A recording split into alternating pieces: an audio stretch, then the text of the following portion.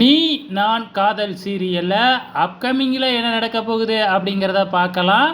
இப்போ எல்லாருக்குமே ஒரு அதிர்ச்சிகரமான செய்தி, எல்லாருக்குமே இல்லைங்க, சுந்தரிக்கும் நம்ம முரளிக்கும் ஒரு அதிர்ச்சியான விஷயம் என்ன அப்படின்னு பார்த்தீங்கன்னா, நம்ம அஞ்சலி அக்கா வந்து பார்த்தீங்கன்னா கன்சீவ் ஆயிட்டாங்க.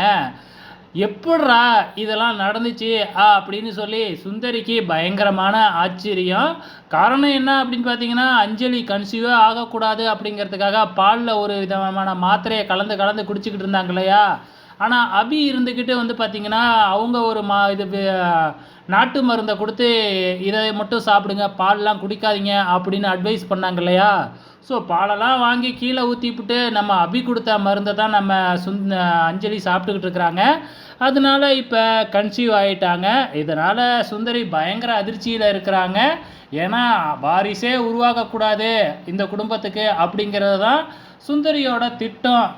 ஆனால் எனக்கு என்ன விஷயம் அப்படின்னா, இந்த முரளி அபியை கல்யாணம் பண்ணிக்கிட்டோம், அபியை கல்யாணம் பண்ணிக்கணும், அஞ்சலியை பிடிக்கல பிடிக்கல அப்படின்னு சொல்லிட்டு எப்படி தான் இப்படி ஒரு காரியத்தை பண்ணி வச்சாப்புலன்னு தெரியல. ஸோ சீரியல்னால் என்ன வேணுமாலும் நடக்கும், அதை கண்டுக்கக்கூடாது. ஆக மொத்தத்தில் வந்து பார்த்திங்கன்னா, நம்ம அஞ்சலி இப்போ கன்சீவ் ஆகிட்டாங்க இல்லையா, கண்டிப்பாக நேராக போயிட்டு நம்ம அபிக்கு தான் நன்றி சொல்லுவாங்க. உன்னால தான் இதெல்லாம் நடந்துச்சு அப்படிங்கிற மாதிரி வந்து நன்றி சொல்லுவாங்க.